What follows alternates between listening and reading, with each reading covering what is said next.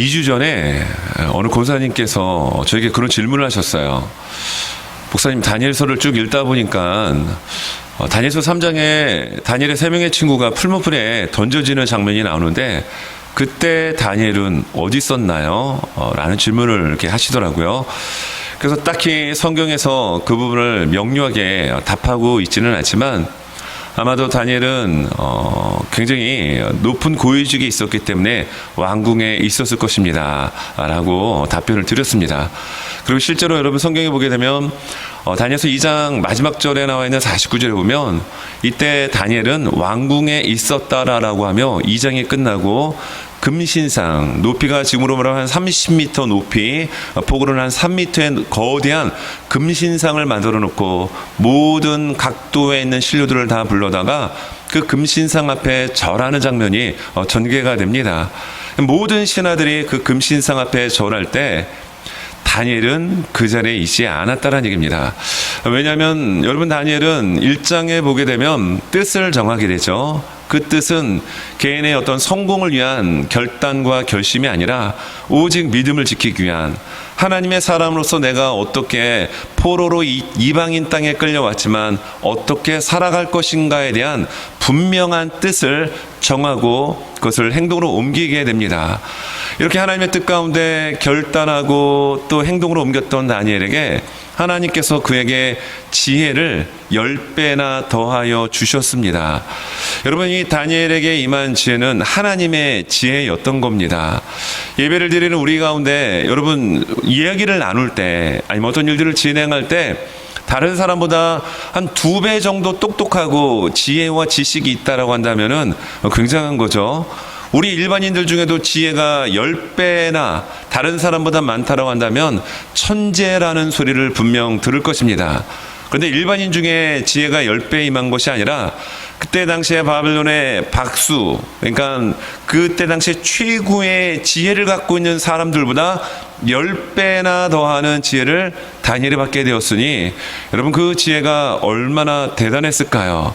그래서 다니엘은 정말로 많은 일들이 있고 사건 사고가 있고 나라가 바뀌고 정권이 바뀔 때마다 항상 권력의 정점에서 밀려난 적이 없었습니다. 왜일까요? 하나님으로부터 받은 지혜가 당시의 모든 박사들보다 10배나 더하였으니 굉장했다라는 것입니다. 그래서 오늘 성경 우리가 읽었던 다니엘서 12장의 내용은 이제 그 지혜가 뛰어났던 다니엘이 마지막 때 어떤 일들이 전개가 될 것인지에 대한 마지막 때의 그 사건을 하나님으로부터 직접 받게 됩니다. 물론 가브리엘이라는 천사를 통하여 소식을 전달받게 되죠. 그래서 오늘 이 말씀을 보면서 저는 마지막 때를 준비해야 합니다라는 제목을 한번 정해봤습니다. 여러분, 마지막 때를 살아가는 우리에게 있어서 정말 무엇을 준비해야 되는지, 또 무엇이 정말 마지막 때인지를 오늘 이 성경 본문을 통해서 우리가 한번 잘 생각해보고 정말 마지막 때를 살아가는 우리 한 사람 한 사람이 주님이 이 땅에 오시는 그날 잘 준비해서 주 앞에 설 수 있는 우리 주님의 몸된 교회 공동체와 우리 사랑하는 모든 한 분 한 분들의 삶이 될 수 있기를 예수님의 이름으로 축원합니다. 여러분, 먼저 오늘 설교 제목이 마지막 때를 준비해야 합니다인데, 자, 그러면 그 마지막 때는 어떤 때이냐라는 겁니다. 그래서 오늘 말씀을 통해서 살펴볼 터인데요. 자, 1절을 보게 되면 그 마지막 때가 어떤 때인지를 우리에게 알려줍니다. 자, 1절입니다. 그때에 내 민족을 호위하는 큰 군주 미가엘이 일어날 것이요 또 환란이 있으리니 이는 개국 이래로 그때까지 없던 환란일 것이며 그때 내 백성 중 책에 기록된 모든 자가 구원을 받을 것이라. 자, 1절에 보니까 그때라고 하는 부분을 이야기하는데 얼마나 이 그때가 중요하면은 1절 말씀에 3번씩이나 그때가 등장합니다. 여러분, 이 그때는 어떤 때일까요? 여러분, 그때 당시의 상황으로 놓고 보게 되면은 11장부터 전개가 되고 있는 남방왕과 북방왕의 전쟁이 일어나게 됩니다. 당시에 그 북방왕이었던 잔인한 수리아 왕이었던 이 안티오쿠스 에피파네스라는 왕이 있었는데요. 이 왕은 얼마나 잔인했던지 여러분 유다 백성들을 잡아다가 잔인하게 고문을 시키며 죽인 사람입니다. 그리고 성전에 유대인들이 가장 부정하게 여겼던 돼지를 죽여서 그 피를 성전에다가 갖다 뿌린 왕이 바로 이 안티오코스 에피파네스라는 왕이었던 겁니다. 그런데 이렇게 남방왕과 북방왕의 전쟁이 앞으로 일어날 것을 다니엘에게 하나님은 알려주셨습니다. 그 소식을 전해줬던 천사는 가브리엘 천사였고, 오늘 1장에 큰 군주 미가엘이 일어날 것이오라고 나오는데요, 미가엘은 등장할 때 전쟁과 연결이 됩니다. 당시 상황으로 놓고 볼 때는 남방왕과 북방왕과의 실제적인 전쟁이 일어나는 것이었고요, 그리고 보다 넓은 관점으로 놓고 보게 되면 이 그때는 어떤 때를 가리키느냐 하면 예수 그리스도께서, 즉 메시아가 이 땅 가운데 재림하실 때 이 말 역사적 종말의 때를 가르쳐 주고 있습니다. 여러분, 말씀을 시작을 하면서 다니엘은 지혜가 당시에 뛰어난 지혜자들보다 10배나 더 되는 지혜를 하나님으로부터 받았다라고 말씀을 드렸습니다. 모든 일이 금신상 앞에 우상 앞에 절하는 그 자리에서도 왕궁을 지켜야 될 정도로 탁월한 하나님의 능력과 은혜가 임했던 사람이 다니엘이었습니다. 그는 포로 나라가 1차 바벨론으로부터 공격을 당하고 BC 605년에 포로로 끌려왔던 인물이기도 합니다. 왕족이요 황족 출신임을 우리가 예상할 수 있는 부분이기도 한데요, 이렇게 다니엘은 지혜롭고 황족 출신이었으며 포로로 끌려간 가운데서도 발탁이 되어 바벨론 나라의 중요한 요직을 차지할 정도의 인물이었습니다. 신앙적으로도 그는 하루에 3번씩 예루살렘 성전을 향하여 창문을 열어놓고 누가 보든지 안 보든지 조서에 도장이 찍혀서 이 다리오 왕이 아닌 다른 존재에게 절을 하면 사자 굴 속에 떨어질 것을 알면서도 다니엘은 오직 하나님을 향하여 기도했던 기도의 사람이었습니다. 그런 그에게 마지막 역사의 현장 가운데 일어날 일들을 하나님은 그에게 보여주셨고 알려주셨습니다. 여러분, 그때가 어떤 때일까요? 정말로 주님이 이 땅에 오시는 마지막 그 재림의 사건을 오늘 이 말씀 가운데서 보여주고 있습니다. 그래서 오늘 말씀을 보게 되면 12장 7절과 여러분 11절 12절에 보면은 숫자들이 좀 등장을 하는데, 여러분 7장을 보게 되면 중반부에 이렇게 나옵니다. 반드시 한때 두때 반때를 지나서 성도의 권세가 다 깨지기까지이니 그렇게 되면 이 모든 일이 다 끝나리라 하더라. 여러분, 지금 1절에서는 큰 군주 천사장 미가엘이 일어설 것이고 개국 이래로 이런 큰 환란이 없을 것이다 라고 얘기합니다. 여러분, 미가엘이 등장하면 전쟁하고 꼭 연결이 되게 되는데 개국 이래 큰 이런 환란과 전쟁이 없다라고 이야기합니다. 계시록에서 말하고 있는 아마겟돈 전쟁을 가리키는 것이기도 합니다. 자, 그런데 여러분 7절에서 보게 되면은 한때, 두때, 반때라고 하는 단어가 나옵니다. 여러분, 한때, 두때, 반때를 합치면은 3때 반이 되죠. 이걸 1년으로 따지면은 3년 반이 되게 됩니다. 그리고 11절에도 보게 되면은 또 12절에도 보면은 1290일이 나오고 또 12절에는 1335일이 나오는데, 이 숫자는 요한계시록을 보게 되면은 요한계시록 11장 2절과 요한계시록 13장 5절에 보면 42달이라고 이야기가 나오고 있습니다. 그러니까 3년 반을 달로 하면은 42달이 됩니다. 여러분, 7년 대환란 들어보셨죠?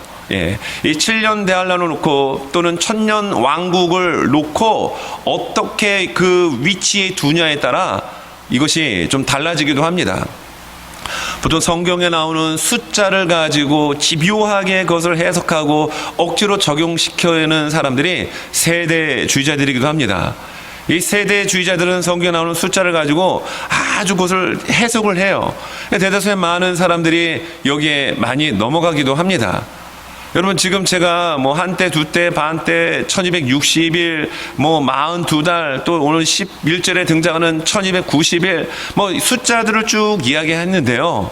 이 이야기가 중요한 게 아니라, 이 숫자가 중요한 게 아니라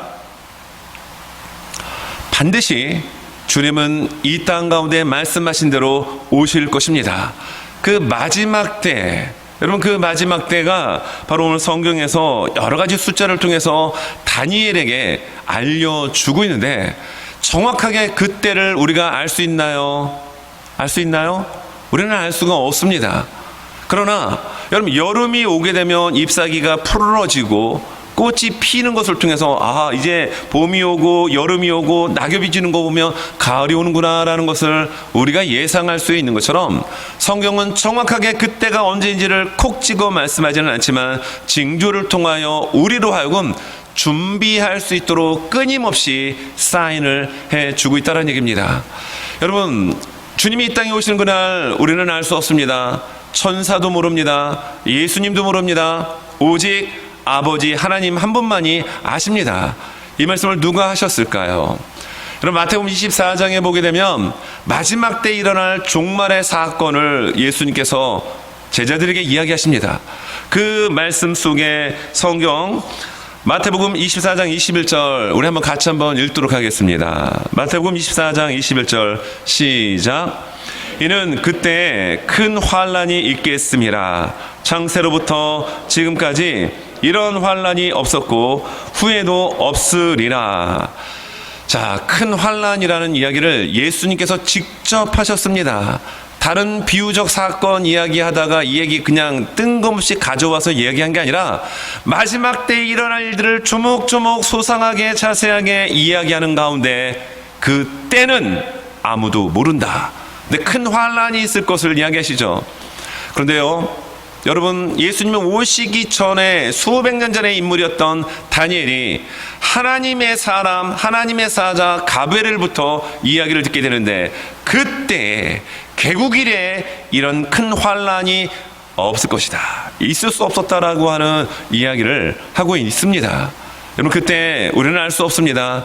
여러분 스가랴서 말씀에도 보게 되면 13장 8절에서 9절 말씀인데요. 자, 한번 스크린 한번 띄워주시고요.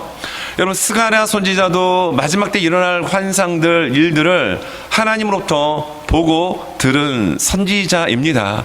그가 어떤 이야기를 할까요? 자, 이 말씀 스가랴 13장 8절 9절 같이 한번 읽겠습니다. 시작. 여호와가 말하노라. 이 온 땅에서 3분의 1은 멸망하고 3분의 1은 거기 남으리니 내가 그 3분의 1을 불 가운데 던져 은같이 연단하며 시험할 것이라. 그들이 내 이름을 부르리니 내가 들을 것이며 나는 말하기를 이는 내 백성이라 할 것이요 그들은 말하기를 여호와는 내 하나님이시라 하리라. 아멘. 여러분 여기 보니까 3분의 2가 어떻게 된다고 합니까? 멸망당한다라고 얘기합니다. 3분의 1은 남게 되고 은같이 불 가운데 연단하게 되는데 그들은 하나님의 백성이 될 것이라고 여러분 스가랴 선지자가 예언적으로 말씀하고 있습니다. 여러분 지금 세계 인구가 한 80억 정도 되나요? 그러면 대략 3분의 2가 멸망당한다는 얘기는요, 50억 이상의 인구가 하루아침에 다 죽는다는 얘기입니다. 남아있는 3분의 1은 은같이 시련과 연단을 받게 되는데, 여러분 그 어떤 시련과 연단 가운데서도 주님 사랑하는 마음, 주님 향한 믿음이 변치 않고 하나님의 백성과 하나님의 자녀로서 주 앞에 설 수 있는 주님의 몸된 교회와 우리 모두가 되시기를 예수님의 이름으로 축원합니다. 그 마지막 때, 여러분 그 마지막 때는 주님이 이 땅에 오시는 그 때를 우리에게 가르쳐 주는데, 그 때는 도둑같이 임한다라는 얘기입니다.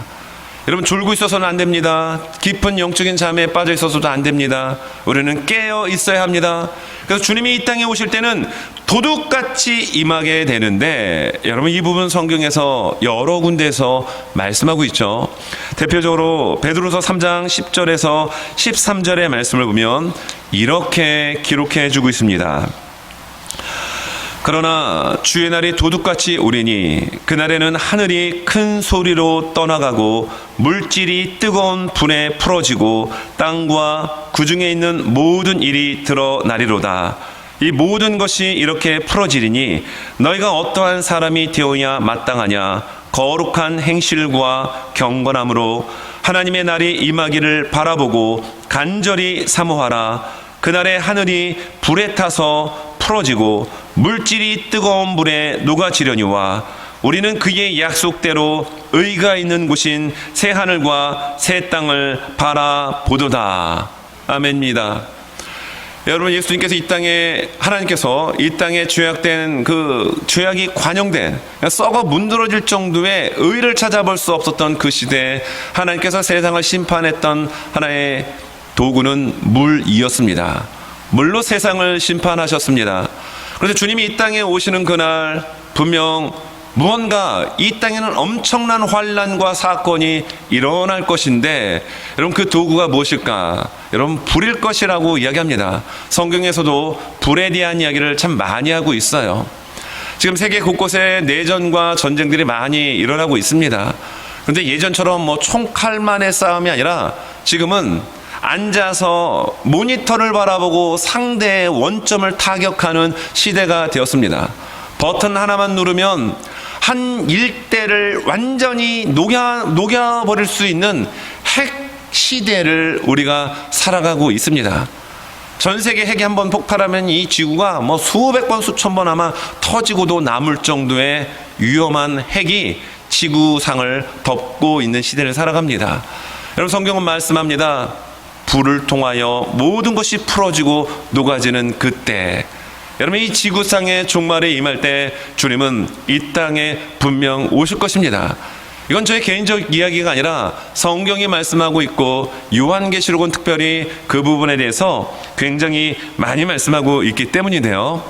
자, 오늘 말씀 1절을 보면 중요한 이야기를 해주는데, 자 1절 후반부를 보면 이렇습니다. 자, 그때, 마지막 그때입니다. 그때 내 백성 중 책에 기록된 모든 자가 구원을 받을 것이라.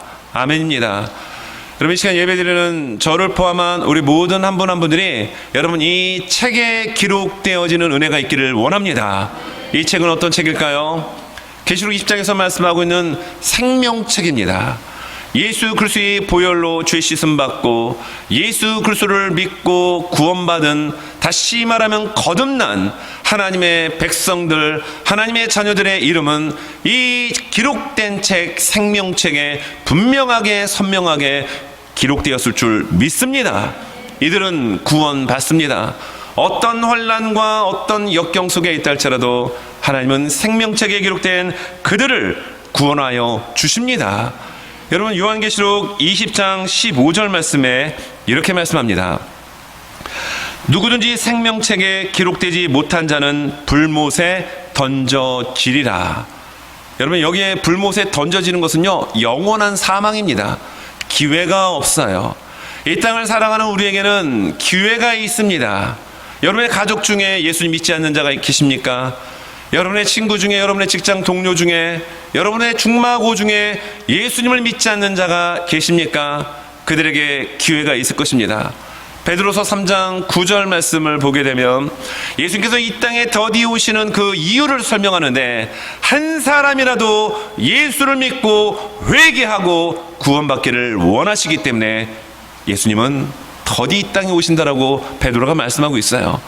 그리고 아까 읽어드렸던 말씀처럼 베드로서 3장 10절부터 13절의 말씀은 정말로 이 땅에 주님이 도적같이 임하여 모든 물체들이 풀어지고 녹아지는 종말의 사건을 맞이하게 될 것이지만, 하나님 나라의 생명책에 기록된 우리들은 그 하나님의 새하늘과 새 땅을 바라보고 더욱 하나님을 사모해야 합니다. 베드로가 이렇게 이야기하고 있는 것입니다. 여러분 우리의 마음속에, 여러분들의 마음속에는 무엇으로 가득 차 있습니까? 마지막 시대를 살아가는 우리의 마음속에 온 맘 다하여 예수님만 사랑하는 예수님으로만 가득 찬 우리들이 될 수 있기를 바랍니다. 여러분 분명 성경은 말씀합니다. 기록된 자는 구원을 받으리라. 그리고 역사의 마지막 종착역에 다다랐던 계시록 20장 15절에선 다시 한번 말씀드리지만 누구든지 생명책에 기록되지 못한 자는 불못에 던져지리라. 그건 영원한 끝남입니다. 기회가 없어요. 여러분, 오늘 2절은 어떻게 말씀합니까? 자, 2절 보니까 땅의 티끌 가운데서 자는 자 중에서 죽은 자들이죠. 많은 사람이 깨어나 영생을 받는 자도 있겠고 수치를 당하여서 영원히 부끄러움을 당할 자도 있을 것이며, 여러분, 우리는 이 땅에 태어났고 또 누구나 다 죽음을 맞이하게 될 것입니다. 여러분, 아무리 의학이 발달되고 몸에 좋은 거 아무리 많이 먹어도 인간은 죽습니다. 날 때가 있고 죽을 때가 있도록 하나님은 그런 법칙을 만드셨어요. 아니요, 인간의 죄 때문에, 그 죄 때문에 우리는 육신의 죽음을 맞이하기도 합니다. 자, 다 죽습니다. 근데 주님이 이 땅에 오신 후에 마지막 그 백보자 하나님의 보좌 앞에서 심판을 받게 될 때, 여러분, 예수 잘 믿는 자들만 부활합니까? 예수 믿지 않는 사람들은 그냥 부활 안 하나요? 다 예수 믿는 자나 믿지 않는 자나 다 부활할 것입니다. 다 살아날 것입니다. 그걸 2절에서 말씀하고 있는 겁니다. 자, 그러면 이렇게 여러분, 부활한 이들은 어떤 결과를 가질까요? 여러분, 예수를 잘 믿는 자, 하나님을 믿는 자, 하나님의 나라의 생명책에 기록된 그들은 영생이라고 하는 선물을 받게 됩니다. 그러나 여러분, 여기에 나와 있는 2절의 말씀처럼 예수를 믿지 않는 불신자, 악한 자, 악인의 그들의 삶에는 무엇이 있을까요? 영벌이 주어지게 됩니다. 여러분, 이 말씀은 구약에 하나님의 지혜를 10배 이상으로 받았던 다니엘만 이야기하는 것이 아니라 말씀이 육신이 되어 이 땅에 오신 예수님께서 힘주어 말씀하셨습니다. 마태복음 24장은 종말에 대한 사건, 그 일들이 어떻게 전개되고 진행될 것인지 상생하게 예수님 말씀해 주셨습니다. 그리고 한 장 넘어가 마태복음 25장에서는 세 개의 비유를 예수께서 말씀하시죠. 여러분, 열처녀의 비유는 무엇입니까? 신랑이 오는데 그 신랑은 이 땅에 다시 오실 예수 그리스도를 가리킵니다. 신랑 예수께서 이 땅에 오시는데 지혜로운 처녀는 횃불 등불만 준비한 것이 아니라 기름을 준비했습니다. 그러나 지혜롭지 못한 어리석은 처녀들은 신랑이 오는 건 알죠. 그러나 등불만 준비했다는 얘기예요. 기름을 준비하지 못했습니다. 왜입니까? 성경은 말씀합니다. 주님이 이 땅에 오시는 그 시기, 그때는 아무도 모른다. 오직 아버지 하나님만 안다라고 말씀하였는데, 그렇다고 한다면 여러분, 기름을 많이 준비해야죠. 왜? 언제 오실지 모르니까. 보통 이때 사용했던 횃불 등불은 뭐 한 15분에서 20분 정도 타다가 사그러지는 등불이라고 합니다. 여러분, 15분 만에 등불에 불을 점화하고 킨지 한 20분 만에 신랑이 도착하면 얼마나 땡큐하고 감사합니까? 근데 언제 올지 모르기 때문에 지혜로운 처녀들은 기름을 준비했던 겁니다. 여러분, 이 자세가 우리들에게 필요합니다. 깨어서 성령의 기름의 충만함을 받고 주님이 이 땅에 오심을 기다리고 매일매일의 삶 가운데 나와 함께 하시는 주님과 함께 이야기 나누고 그 주님을 더욱 사랑하며 살아갈 수 있는, 여러분, 역동성 있는 신앙의 모습이 저와 우리들의 모습이 되어야 합니다. 자, 그런데 그 예수님께서 25장에서 세 번째 비유 가운데 양과 염소의 비유를 말씀하시죠. 그리고 마지막 절 부분에서 이렇게 말씀하십니다. 마태복음 25장 46절, 그들은 영벌에, 의인들은 영생에 들어가리라 하시니라. 여러분, 우리는 영벌에 처해질 사람들입니까? 영생의 은혜를 누리게 될 사람들입니까? 우리는 영벌이 아닌 영생의 여러분 은혜와 삶을 여러분 받은 자가 된 줄 믿습니다. 그러나 우리는 정신을 차려야 합니다. 예배당 안에 들어와서 예배 드린다고 여러분 다 하나님 앞에 설 수 있을까요? 교회 다닌다라고 여러분 하나님 나라의 생명책에 다 기록됐다라고 호언장담 할 수 있을까요? 그렇지 않다란 얘기예요. 주님 앞에 서봐야 알 것입니다. 그러나 마지막 때를 사랑하는 우리의 마음이 정말로 주님 사랑하고 나를 구원해 주신 그 구원의 은혜에 감격하여 매일매일의 삶을 버티며 살아가는 그 자리에 오늘을 믿음으로 살아가는 그 한 분 한 분의 삶은 주님이 이 땅에 오신 후에 하나님의 그 심판대 앞에 섰을 때 두렵고 떨리고 나는 이제 끝났다라고 하는 그런 공포스러운 마음으로 주님 앞에 서는 것이 아니라 주님, 내가 주님을 사랑합니다, 아버지 하며 주님 앞에 품에 안겨 여러분 그 하나님의 놀라운 사랑과 그 체온을 느끼고 누릴 수 있는 우리 모두가 되실 수 있기를 예수님의 이름으로 축원합니다. 여러분, 두 번째, 자 그러면 마지막 때를 준비해야 되는데 어떻게 준비해야 되느냐는 얘기예요.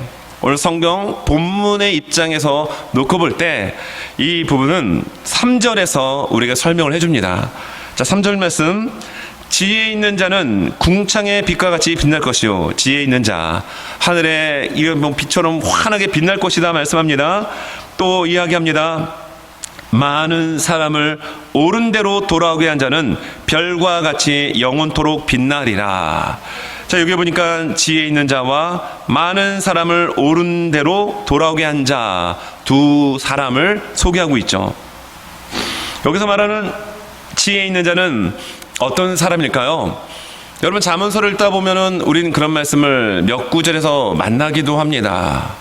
여호와를 경외하는 것이 지식의 근본이다. 잠언 1장 7절이죠. 여호와를 경외하는 것이 지혜의 근본이다. 지혜를 가리키고 있는 잠언서에서 여러분, 여호와를 경외하는 것이 지식이고 지혜의 근본임을 우리에게 알려줍니다. 그런데 오늘 마지막 그때에 여러분 지혜 있는 자를 설명하고 있는데, 여러분 하늘의 해처럼 별빛처럼 환하게 비춰주는 그러한 상급이 있다라고 얘기하는 거예요. 우리 모두가 지혜로운 자가 될 수 있길 바랍니다.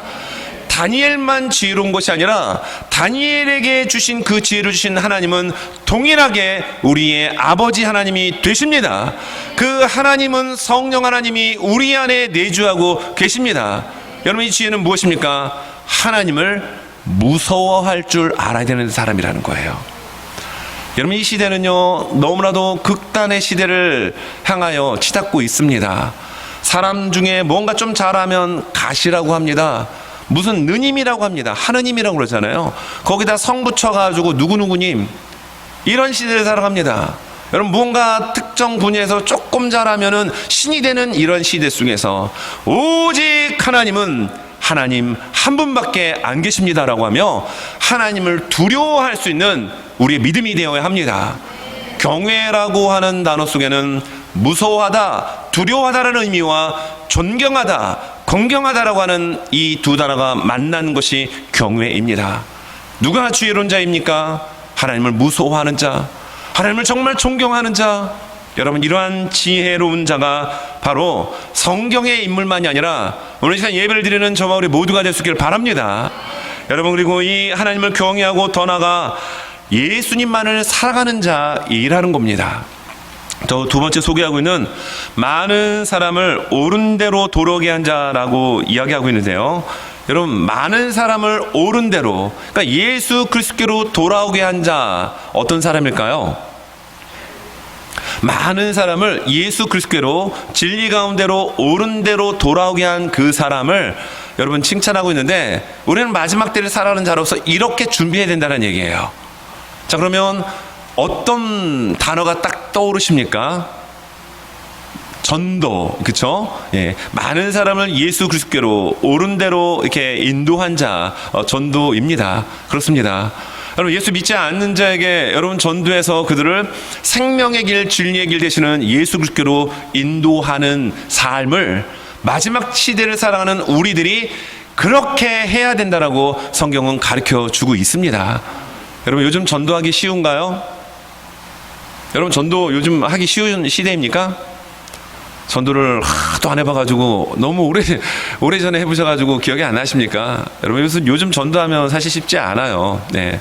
전도 나가서 이렇게 예수님 믿으세요 그러면은 위아래로 훑어보기도 하고, 코로나 전에는 그나마 좀 괜찮았는데 코로나가 딱 지나고 나가서 전도를 나가 보니까요, 이 전도지를 이렇게 주잖아요. 코로나 전에는 덥석덥석 받았는데 요즘은 이렇게 뭔가 이렇게 접촉이 된 것들을 전달해주면 약간 좀 거부하는 그런 분위기가 팽배해졌습니다. 그리고 분위기만이 아니라 실제로 예수님 믿으세요? 뭐 이렇게 이야기를 나누고 전도를 하다 보면 거리를 딱 두더라고요. 그전에는 그래도 그 거리를 유지했는데 요즘은 한 발짝 좀 뒤로 이렇게 빠지는 듯한 그런 시대입니다. 이렇게 분위기와 환경이 그렇다가 하더라도 그렇게 이상하게 됐다고 해서 여러분 전도하지 말아야 될까요? 지금처럼 나와서 노방 전도하고 직접 다이렉트로 전도하는 것 녹록지 않은 시대인 것은 분명합니다. 그럼에도 불구하고 누군가는 그렇게 해야 합니다. 전도해야 합니다. 그리고 우리 가정에서도 우리의 관계 속에서 여러분 그렇게 전도하는 모습이 있어야 돼요. 예수 믿으세요? 교회 나와봐. 막 이렇게 해서 다 예수 믿으면 얼마나 좋겠습니까? 그러나 칸막이는 여러분 그들의 마음을 올가재고 복음의 말씀이 들리지 않도록 귀를 막게 하고 눈을 가리게 합니다. 여러분 그 한 영혼 한 영혼을 향해서 전도해야 되지만 그보다 더 중요한 것은 다른 사람의 영혼에 관심을 가져야 된다는 얘기예요. 무슨 얘기일까요? 그 한 사람 한 사람에게 관심을 가져야 되는데 저 사람이 어떤 옷을 입었고 어떤 신발을 어떤 차를 타고 다니고 뭐 직업은 잡은 어떤 잡이고 뭐 예를 들어서 뭐 승용차는 어떤 차를 타고 이런 외적인 것에 관심을 갖는 것이 아니라 그 영혼에게 관심을 가질 수 있는 하나님 아버지의 마음이 우리 안에 있어야 합니다. 그러면 그 영혼이 보이게 된다는 거예요. 그리고 어떻게 될까요? 기도하게 되겠죠. 그리고 어떻게 될까요? 그들의 필요를 보게 됩니다. 그리고 정말로 뭐 1년이 됐든 2년이 됐든 3년이 됐든 간에 그와 같은 어떤 환경 안에 그 바운다리 안에 살아가게 된다면 그는 서서히 옳은 대로 인도함을 받게 됩니다. 옳음, 진리, 생명 누구십니까? 예수 그리스도시거든요. 그 예수 그리스도로 올 수 있도록 하나님께서 역사하여 주십니다. 전도해야 합니다. 근데 우리는 전도하면은 뭐 노방 전도하고 뭐 이렇게 직접적으로 하는 것만 생각하는데 아니에요. 정말로 우리가 지혜로운 자, 하나님을 두려워하고 하나님을 존경하고 하나님을 경외하고 그리고 정말로 예수님을 사랑한다면 우리의 삶의 자리 가운데 여러분 자연스럽게 그러한 것들이 흘러가게 되어 있습니다. 여러분 집안에 만약에 된장찌개를 끓이면 집안에서 어떤 냄새가 날까요? 된장찌개 냄새가 납니다. 만약에 김치찌개를 끓이면 어떤 그 향이 집안을 온통 채울까요? 그렇죠? 김치찌개 향이 집안을 온통 가득 채우게 될 것입니다. 여러분 안에는 누가 계십니까? 여러분 안에는 누가 계십니까? 그렇습니다. 우리 안에는 예수님 계십니다.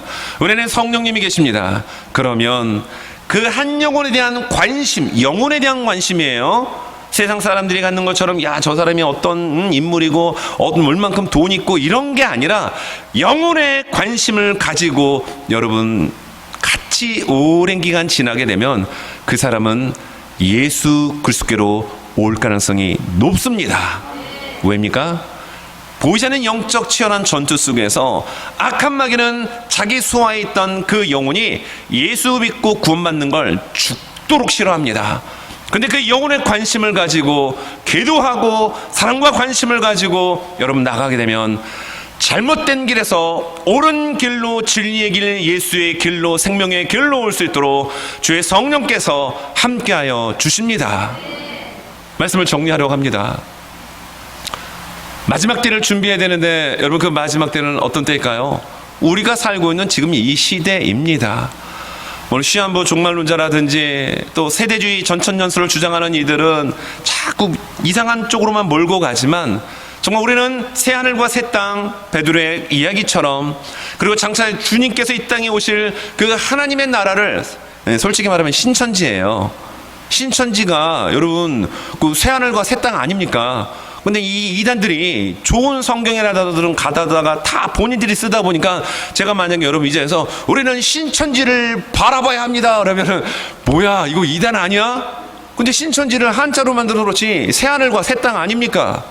우리는 장차 이 땅 가운데 주님이 오실 것이고 완벽하게 이루어질 거룩한 성 예루살렘 이 계시록에서 이걸 굉장히 강조합니다. 그걸 다른 말로 말하면 새 하늘과 새 땅을 바라봐야 합니다. 근데 그 다가오지 않을 미래만 바라보고 오늘이라는 현실을 막 살라라는 얘기가 아니라 오늘 우리에게 주어진 이 하루하루의 시간을 주님이 이 땅에 오실 날을 고대하며 여러분 최선을 다하며 살아가는 우리들이 되어야 합니다. 여러분 종말 신앙에 전하는 참된 메시지는 이겁니다. 마지막 때 하나님의 심판 때를 생각하며 오늘을 의미 있고 가치 있게 살아가는 데 있습니다. 오늘을 믿음으로 살아가지 않고 오늘을 주님을 경외하며 하나님을 사랑하며 살지 않는 그 사람이 내일 하나님의 보좌 앞에서 아버지 하고 달려갈 수 있다라고 확언할 수 없다는 얘기예요. 오늘 내게 주어진 하루하루의 삶 속에서 오늘 바로 이 하루가 내 인생의 마지막임을 기억하고 여러분 지혜로운 자 하나님을 경외하는 자입니다.